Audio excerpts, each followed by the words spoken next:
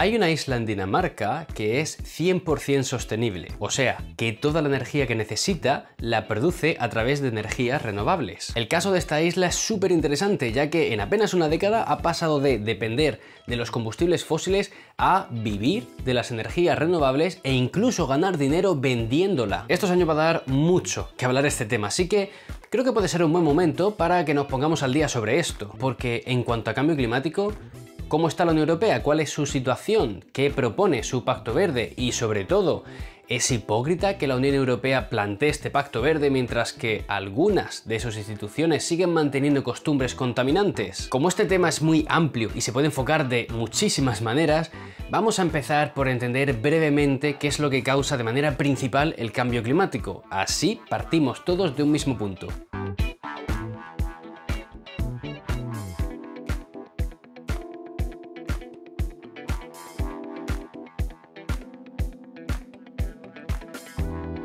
El causante del cambio climático es el calentamiento global, básicamente. Y el calentamiento global ocurre principalmente por la emisión de gases de efecto invernadero. Y sí, entre estos gases está el famoso dióxido de carbono, el CO2, al cual precisamente se le considera como el mayor responsable del calentamiento global. Aquí el principal problema es que, concretamente, desde 1990, la emisión de estos gases de efecto invernadero se ha incrementado en torno a un 40-60%, y esto a la larga no es sostenible. Por ello, la idea es volver a los niveles de gases de la época preindustrial, que se corresponden a 1990. Como el objetivo aquí no es tanto analizar esto, os voy a dejar en la descripción diferentes enlaces y vídeos para que vayáis a verlos si queréis curiosear más a nivel científico, y así mientras nosotros seguimos con qué papel hace la Unión Europea en todo esto. Entonces, estoy seguro de que os sonará lo de que si la temperatura de la Tierra se incrementa 2 grados más, probablemente suframos un cambio climático peligroso. Esto es así, pero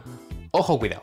Esto no quiere decir que si no sobrepasamos ese límite ya vayamos a estar seguros, y al mismo tiempo que si superamos los 2 grados centígrados vayamos a morir todos incinerados al instante. Digamos que esto es un poco como los límites de velocidad. Hay un máximo establecido que se recomienda no superar, ya que existe un alto riesgo de accidente, pero es que si circulas a menor velocidad también tienes riesgo de accidente, aunque evidentemente la probabilidad de que te ocurra es mucho menor. Bien, pues este límite nace debido a que el organismo de Naciones Unidas, que se encarga precisamente de evaluar la ciencia del cambio climático, sentenció que las emisiones de CO2 deberían alcanzar un nivel neto igual a 0 para 2050 si no se quiere superar esa barrera de los 2 grados más. Es decir, que la cantidad de CO2 que se emita acabe siendo absorbida por plantas, por ejemplo, para que el resultado final sea de 0 emisiones netas. De ahí la especificación. Y ya en 2015, esta barrera de los 2 grados centígrados se hizo aún más famosa porque se alcanzó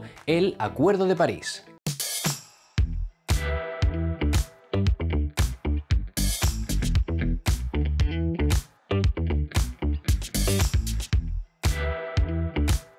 El Acuerdo de París fue el primero a nivel global sobre cambio climático que era vinculante, es decir, de obligado cumplimiento.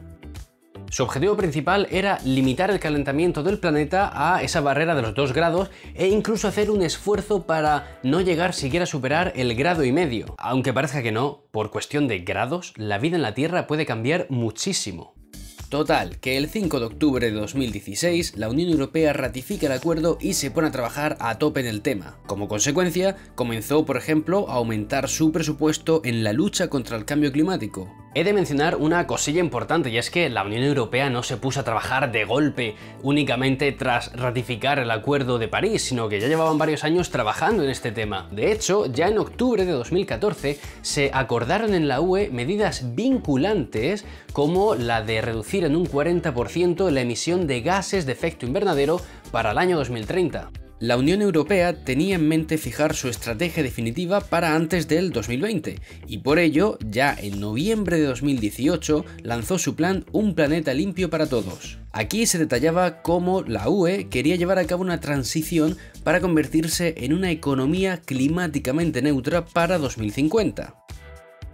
Es decir, lo que hablábamos antes, que la emisión total de gases de efecto invernadero por parte de la UE fuese de 0 de manera neta para el año 2050. Prácticamente un año más tarde, a finales de noviembre de 2019, el Parlamento Europeo declaró la emergencia climática, lo que viene a traducirse en un «Oye, Comisión Europea, desde el Parlamento Europeo consideramos que la Unión Europea debería recortar sus emisiones de gases de efecto invernadero para el año 2030 y 2050, y aquí están nuestras propuestas». Y se dirigieron a la Comisión Europea, ya que esta es la encargada de comenzar cualquier plan en la Unión Europea. Entonces, una vez escuchada la voz del Parlamento Europeo, el 11 de diciembre de 2019, la Comisión Europea presentó su Pacto Verde, en el que básicamente se propusieron 50 medidas a alcanzar para el año 2050. Y antes de hablar de lo que propone el Pacto Verde y de si realmente es alcanzable o no, creo que es más que necesario que primero echamos un vistazo a cómo se encuentra la Unión Europea en cuanto a cambio climático se refiere.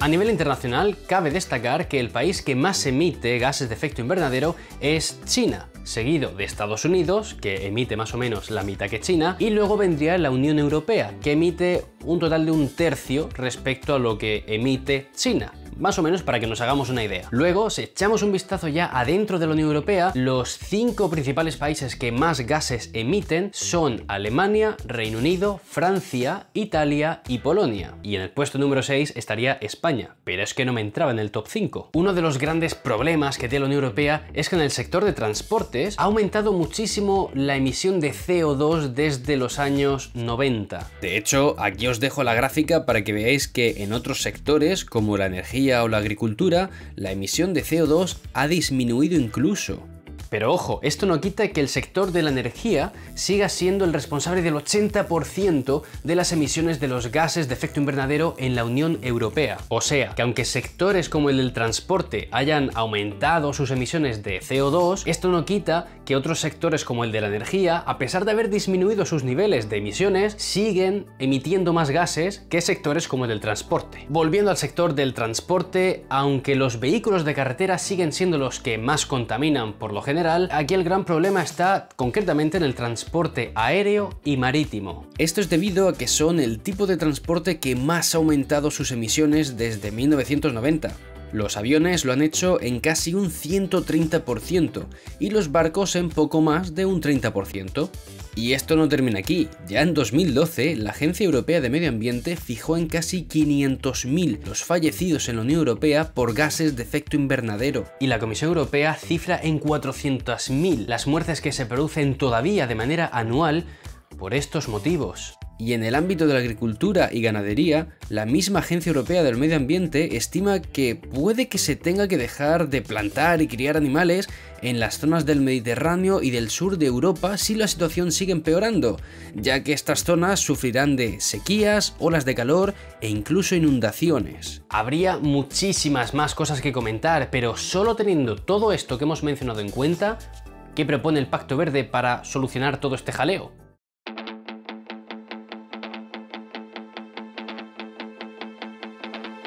El Pacto Verde es básicamente la hoja de ruta de la Unión Europea para que en 2050 hayamos hecho ya esa transición hacia las cero emisiones netas de gases de efecto invernadero y también hacia una economía y forma de vida más limpia y que proteja al planeta. Las medidas de este pacto tocan un montonazo de sectores, desde las energías limpias, industria sostenible, biodiversidad, hasta temas como el transporte, las granjas o la economía circular. Una de las primeras cosas que veremos en la práctica del Pacto Verde será la primera ley climática de la Unión Europea. Se estima que tendrá lugar por marzo de 2020 y que será la que ayude a alcanzar los objetivos fijados en el Acuerdo de París. Este pacto es algo muy serio, ya que pretende transformar los modelos económicos y sociales de la Unión Europea. Pretende que la Unión Europea acabe siendo una especie de líder a nivel internacional en este ámbito. Pensad que se estima que durante los próximos años la Unión Europea va a tener que dedicar hasta el 25% de su presupuesto para la acción por el clima. Seguramente ya os habrá entrado la duda de cómo va a llevar la Unión Europea esta transición en todos los países si no todos están al mismo nivel económico. Bien, pues la Unión Europea ya ha pensado en esto y lo que van a hacer es crear un fondo de transición para ayudar económicamente a esas regiones y zonas de la Unión Europea que todavía dependen demasiado de los combustibles fósiles. Remarcaron que nadie se puede quedar atrás en esto. A pesar de todas las medidas que se proponen en el Pacto Verde, ha habido muchas voces críticas remarcando sobre todo que los objetivos fijados no son realistas y muchos se han basado incluso en las propias estimaciones de la Agencia Europea del Medio Ambiente, estimaciones como esta.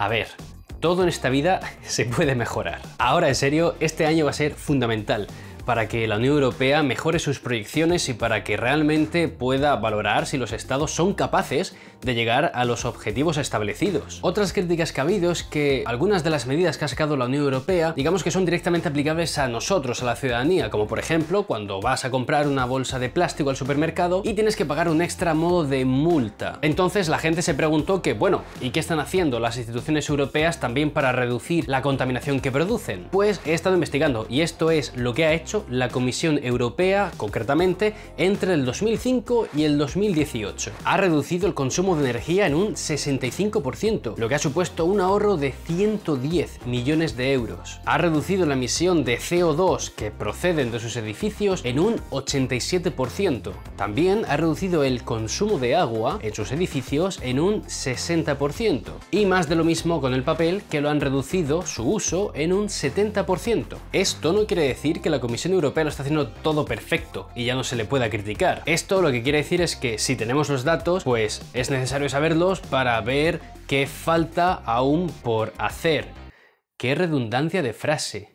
Y ahora puede que se os esté viniendo a la cabeza lo de, oye, pero desde Bruselas no viajan una vez a la semana a Estrasburgo por el tema de la sesión plenaria. ¿Esto no emite gases de CO2 innecesarios?